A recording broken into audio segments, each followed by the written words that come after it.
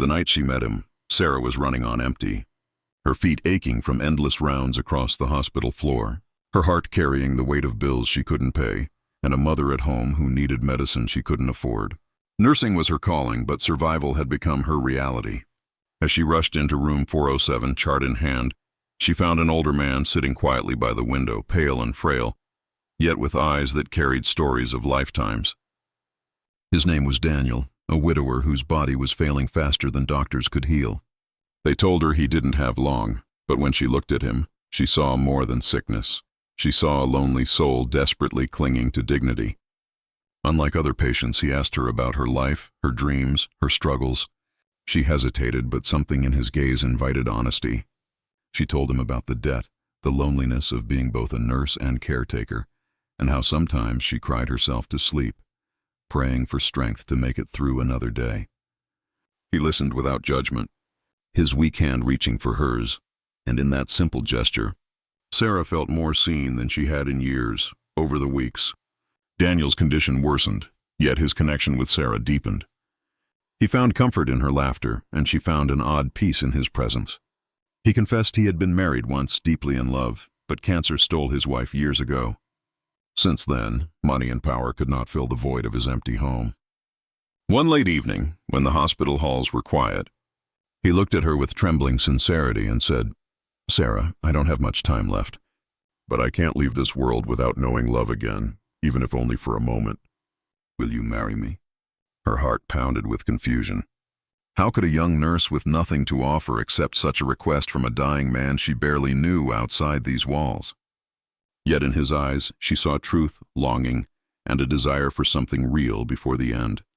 Against her fear and logic, she whispered yes.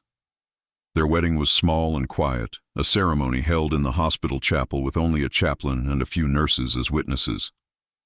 Sarah didn't wear a gown, just her simple uniform, but when Daniel slid the ring onto her finger, tears streamed down her cheeks. She thought she was giving him comfort in his last days, but she didn't know how much he was giving her in return.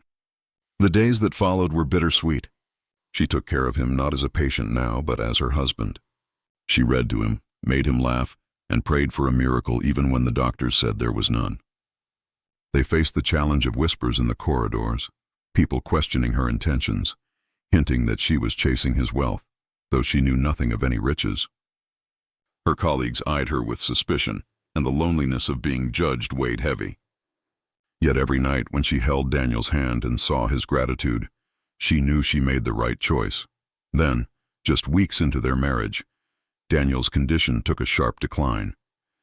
He asked to be wheeled into the hospital's private garden, where autumn leaves drifted down like golden confessions. With labored breath, he whispered, "Sarah, there's something I need you to know. I am not just a patient here. This hospital, these walls, all of it, I built it. I'm not just Daniel, the dying man. I am Daniel Hayes, the owner, the billionaire whose wealth means nothing without love. I married you not to give you a burden, but to give you the life you deserve." Sarah's world tilted. The man she thought was just a lonely widower was the very figure whose name was engraved on every hospital plaque she had walked past. Tears blurred her vision, but she didn't care about the billions, only about the fragile heartbeat under her hand that she was about to lose.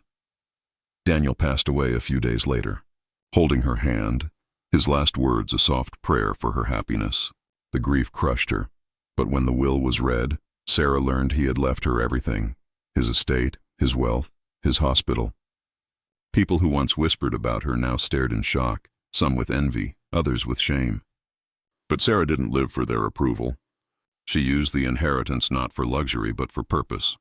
She paid off her debts, cared for her mother, and expanded the hospital's charity wing in Daniel's name, making sure no struggling soul was turned away for lack of money. The challenges of handling such power were immense. Businessmen tried to manipulate her. Lawyers questioned her right, and loneliness crept back in, but she stood firm, remembering Daniel's faith in her. Years later, Sarah often walked through that same garden where Daniel made his confession, watching families healed and lives saved because of the man who once longed for love and the nurse who gave it to him. She realized life had taken her from being a struggling nurse to a woman of immense responsibility, not because of chance, but because she chose compassion when others chose convenience. Her story became a quiet legend whispered in the hospital halls, reminding everyone that love, no matter how brief, can change everything.